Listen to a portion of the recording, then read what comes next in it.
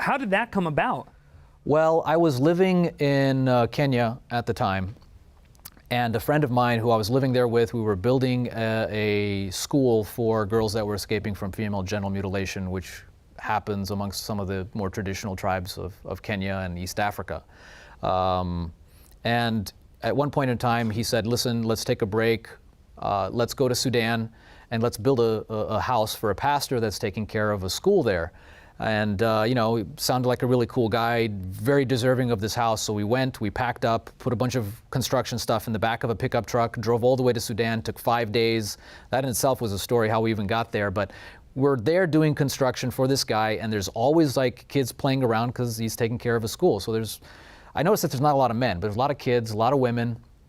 And there's this one girl who's always acting very odd. So she's fine when she's playing with the girls, but they're playing tag or something else. And when the boys start chasing her, she starts throwing fits. She starts picking up rocks and sticks and throwing them at them. I'm like, okay, what's up with her? She's kind of crazy. And one day I didn't see her there with the other kids. And so I asked one of the locals, I said, so where's Crazy Girl? And he said, well, she's with her husband. And she was 8 years old. 8 years old? 8 years old. And I looked at him and I said, dude, that's a stupid joke. He said, I'm not joking. I said, well, what do you mean? And he said, you notice there's not a lot of guys here. A lot of them have abandoned their families. They went to other cities where they can find opportunity. Some of them send money back. Some of them come and visit, maybe once every 6 months or a year, but most of them have never come back. Her father never came back. So her mother sold her to one of the last remaining men in the village, and when he wants, he just basically takes her home. And I'm not going to explain the details, but the following day, she doesn't come to play. And you can only guess why. I wanted to kill the guy. Like, I felt such a rush of anger and frustration that I had no idea what I was going to do at that time. And so I'm like, okay, we're in Sudan. I can't exactly, what options do I have? Take her across the border? No, that's not working. Kill the guy? Yeah, that's obviously not a solution either. Beat him up? Okay, I'll feel better for a little while. So I just kind of go through all of these things and nothing works out. And so, I felt a little hopeless, but I said, you know what? At the end of the day, I get to go home and she doesn't. Mm-hmm. The real one who doesn't have hope is her, not me. But I still felt powerless and it was frustrating. And so when I came back to the States, I said, you know what? I don't want that to happen again. So I started doing my research. I went to different conferences, books, documentaries, getting involved, like just everything that I could touch, I got my hands on. And I realized, you know what, this isn't a problem of Sudan or some third world country. This is everywhere. And it just takes different forms. And so that was kind of what got me started into all of that. And then, so you got back to the U.S., and how did ministry change for you there? Well, up until that point, I just kind of was doing mission trips and going out, and for me, it was as much of an adventure as anything else. But then I realized, you know what, I'm having too much fun. And there's some really serious stuff that needs to happen. There's nothing wrong with going and enjoying helping people, but I said, you know what, there's some really terrible stuff going on in the world. And most people don't want to hear about it. And if they hear about it, there's not much they can do about it. So I'm going to do what I can about it. So I decided, you know what, I'm either going to do this or I'm going to ignore it. And I knew that if I ignored it, it would turn something in me off. Mm. And that would destroy my initial plan of trying to find out who I was, because I would be shutting off a part of me that God was obviously revealing to me that needed to be tended to. And that was this desire to do something for somebody that didn't have power. Okay, so you began working with prostitutes in the United States. Could you explain that, elaborate a little bit more? So one of the conferences that I went to, we went to a conference and they were screening a documentary, and we met a guy, and I'm from Atlanta, he was from Atlanta, and we just connected, and he's like, yeah, he was a lawyer, and he felt that he needed to do a 24-hour call center for victims of trafficking.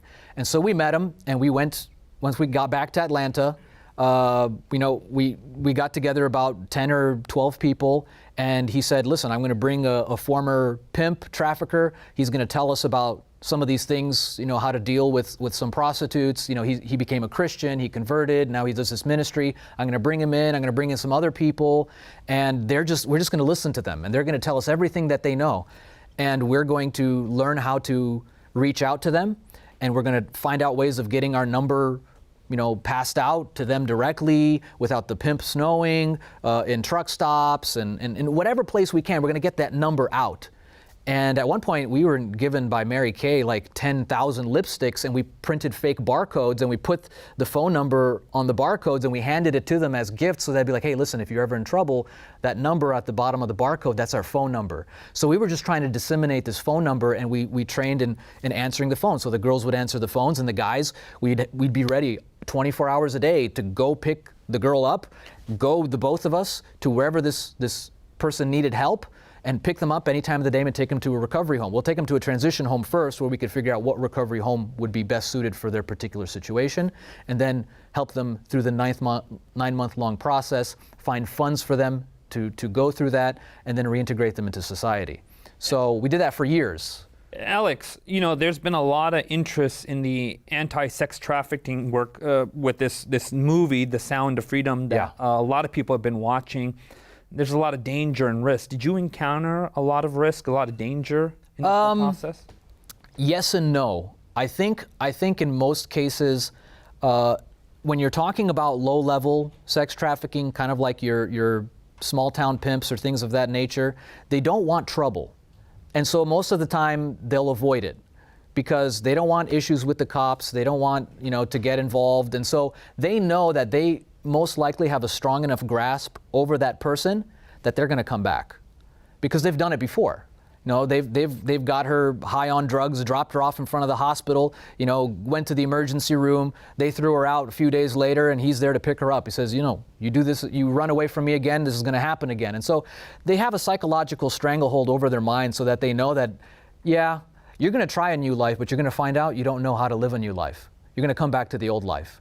And so they're not really worried about it, but there definitely were situations, and that's what I would say probably when you're dealing with organized crime and even higher levels where, yeah, your life is in danger, and we've received threats many times, including myself directly. So. Wow. Yeah. What were you telling these prostitutes? I heard there was a line that was being directed towards them that was really life-changing. So one of the things is that, there's a reason that prostitutes, their pimps are called daddy.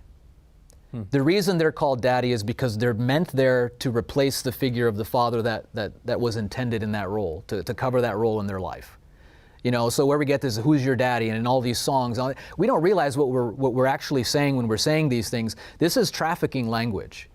This is, and so what we're trying to say is, this is not the type of dad that you need. This is not the type of dad that actually cares for you. Yes, he'll say it to you. He says, oh, baby, I care for you and all that kinds of stuff. But no, there's a father that actually does love you. So what we wanted to do is we wanted to give them value and a belonging in a father that doesn't exploit them, that doesn't take advantage of them. And so we'd go on the streets Friday nights. We'd go for a few hours. We'd get a bunch of roses. We'd get some cards.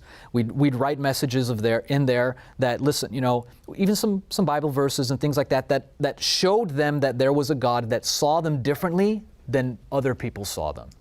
What did the message say? Did it change every time, or was there? No, it was basically the same message that they have value, that God values them above anything else, and that He has a purpose for their life, and that they don't have to live that way. And that's what she wants. But she doesn't trust us yet. And so that took years to see us multiple times. There's times where certain girls would receive 5, 6, 10 plus roses over the years. And then finally they'd be like, you know what, I've heard this. And I don't know if it's true, but I'm willing to take the risk because I need a different life. So Alex, why do you think that is so life-changing to understand this? Because there's nobody else that can give you the value that you're actually worth. To a pimp, the value was the amount of money that you could bring in a night. But that's not just it. Just look at the world. Turn on the TV, and you'll see celebrities. I'm worth $100 million. Why? Because that's my bank account. And so at the end of the day, they still have a finite value. Doesn't matter. The world, society will always give you the value of what you contribute to society, of the dollar amount that you have over your head. But God says you have a value that supersedes any dollar amount because the value that I place upon you is my very life. And if you have that value, guess what? Nobody can buy you or sell you. You're off market because nobody else can pay that price. Wow. Else. And we had worked during certain events like the Super Bowl and things like that, because whenever you have large events, concerts, sporting events, things of that nature where thousands of people gather, they're coming for other forms of entertainment too. They want a party. Right. They want something beforehand, they want something afterhand. So there's people that are being brought in from other states during these events to either sell themselves or to be sold. And so we had worked a number of these events, and I realized, you know what, this was 2013, and I said, you know what, next year is going to be the World Cup in Brazil, 2014. And it was at a low point in my life. I was tired of seeing darkness. I was tired of being overwhelmed by all of these scenes of, you know, I can imagine that wearing you out. It was about 5 years in, and I was about done. And I was in a low point spiritually. I was about to give up on God as well. And I just said, you know what? I did a little bit of research. I said, you know what? Even the Brazilian government is saying that the number of children they're expecting to go missing before the World Cup is going to go up by 300%. And they already had 500,000 children, statistically, that were already being sold into sex trafficking. 500,000. Wow. And why would they go up? Why would the number of missing children go up by 300% leading up to the games? I knew why. Right. And I said, you know what? Even if I don't feel like it, this is another moment like Sudan. If I don't do something about it, will I be able to live with myself? And I knew that I couldn't. I said, you know what? I'm not feeling it. I don't want to do this. I don't know if I'm up to it. I don't even know what I'm doing. I don't know anybody there. But if I don't go, something in me is going to die. And I remember that verse, that Bible verse that said, you know, if you see your brother in need and you close up your heart of compassion, how does the love of God dwell in you? And I'm thinking, well, it doesn't. And I don't want that to be the case. I don't want to say to myself, you know what, the love of God doesn't dwell in me because I saw somebody in need and I turned away. Wow. And so I said, you know what, I'm buying a ticket. I'm going for at least 6 months. Don't know anybody. Don't speak the language. Don't have any plans. Whatever. I'll figure it out when I get there. It was dumb. It was reckless. But it changed my life. Tell us a little bit about that. What happened when you went there? It's so suspenseful. So I eventually came with a plan. I said, you know what? There's 12 cities that are hosting the World Cup. The biggest cities are Rio de Janeiro and São Paulo, and they're only about 4-hour drive from each other. So let's set up a camp in between, maybe roughly 2 hours between those two cities, where we can host maybe 100, maybe 200 kids from the slums to come there, and at least those 100 kids won't be the ones that are being trafficked. Because in the slums, these kids are born without birth certificates. They have no identity. If they go missing, nobody knows, nobody cares. Right? So I said, let's grab some kids. I mean, obviously not grab some kids, but, you know, talk to their parents, say, hey, listen, we're going to do this camp. Right. Everybody, you know, can come. And for weeks during the World Cup, at least these kids won't be at risk. Right. And so I made They'll be in a safe place. They'll be in a safe place, right? And so I made some connections, and I talked to some people that already had organizations in Brazil. And I'm there for about a month, and then, like, everybody stops responding just out of nowhere.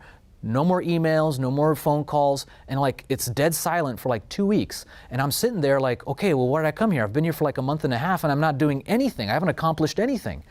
And out of frustration, I just say, you know what, forget this. So I start walking around and I see this lady who looks depressed, and I'm like, oh man, I'm depressed. What am I gonna do for her? But I felt like I needed to do something for her. Well, I don't speak Portuguese. I don't got no words of comfort to say, and what does one depressed person say to another depressed person? So you know, I'll pray for her. And that's not me, man. I'm not like a praying person. I'm a doer. Like, let me build something, let me cook for somebody, let me serve in some way, because I'm a dude, right? I want to see something that I can do with my hands. But I said, you know what? There's nothing that I can do with my hands. All I can do is pray for her. So I prayed for her. I walk a little bit, I see another dude. He looks depressed. I'm like, this must be International Depressed Day. So I'm like, all right, so I pray for that guy, and I walk through a shady part of town. Because I'd spent so much time in counter-trafficking, I kind of knew what to look for around the cities. And before I knew it, I spent 5 hours walking through these like shady parts of town, praying for people, observing things, looking at stuff, and I said, you know what? God, I think I get it. You want me to do something where I'm not dependent on anybody else. You want me to be dependent on you. I'll do it. I'll go to each of the 12 cities that are hosting the World Cup, and I'm going to walk on every single street, through every single slum, and I'm just going to pay attention. I'm going to walk with you, and I'm going to pray, and I'm going to ask, Lord, for an opportunity. You show me who you want me to talk to, where you want me to go, and what you want me to do. I'm not going with any plans, no cookie cutter, nothing. I'm just going.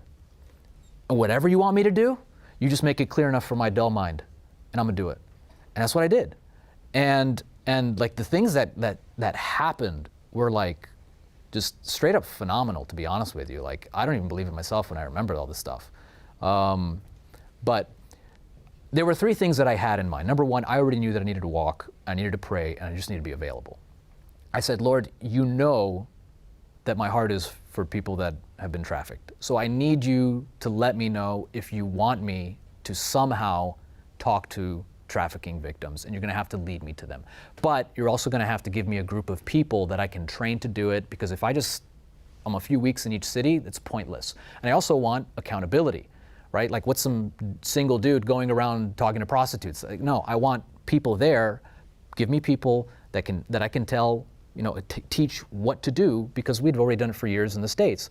Teach me how to adapt it to Brazil and help me to do that.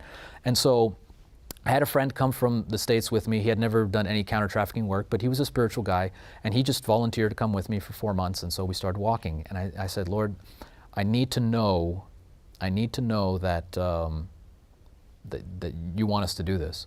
And so one day we were driving down, and one of our Brazilian friends who was driving us around, he said, see under the bridge? So that's a prostitute. We'd never seen a prostitute during the day. It was very weird. Usually wait till 10 o'clock. He's like, do you want to stop? I said, yeah, stop. He stops, rolls down the window. She comes around, says, what do you want? And he said, oh, we're here 2 Americans. And he's like, she's like, oh, they want a program, which is basically sex. And he's like, no, they're missionaries. They're here to pray for you. She's like, what? He's like, yeah.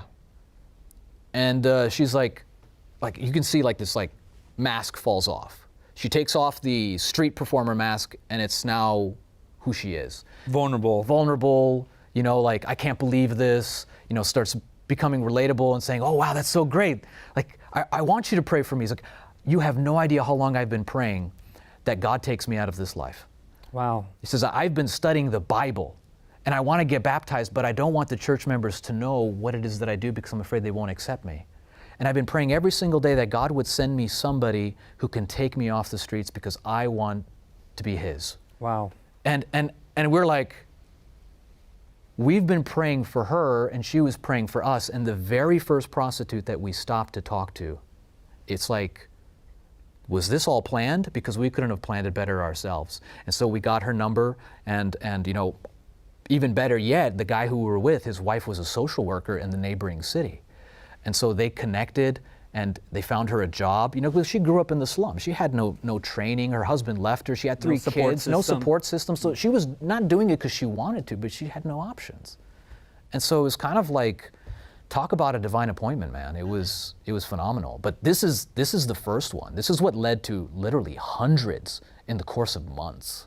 There was 100 sex trafficked victims that you guys interacted with and were able to get help. Within 7 of the 12 cities, we were able to train groups of youth to reach out to them in the same ways that we did in the States. We went with them the first times, we trained them, we taught them how to be careful, we taught them, like just what to do, what to look out for, how to approach them, because there's times where people, they have good intentions, but they can do dumb stuff, and it can end up severing relationships and pushing people even further away. So we want to make sure that stuff like that doesn't happen. And so we really took our time to get young people, and even how we found these young people, once again, it was just a miracle in of itself. But in 7 of the 12 cities, they started long-term programs to outreach to them. And so not all of them were directly from when we were there, but we would get calls weeks later saying, hey, listen, this happened. But there were tons of them while we were there too. Like the first night that we took the very first group of young people, they had 5 people. In 45 minutes, we handed out 25 or 30 roses, which never happens. Like everybody was just accepting them, saying, yes, I want prayer. Yes, I want roses. Yes, I want something to know that somebody cares about me and is thinking about me. And 5 of them requested Bible studies, and 3 others requested Bibles, like the first night. And these kids were like, whoa, like, I didn't think of them that way. I thought of them as dirty in my mind. Wow. I had these preconceived ideas of why they were there, and of that they wanted to do it, that they were like, these kind of perverted people and stuff like that. I'm not saying that doesn't exist, but they didn't realize that a lot of people were there because of situations that were outside of their control. Alex, I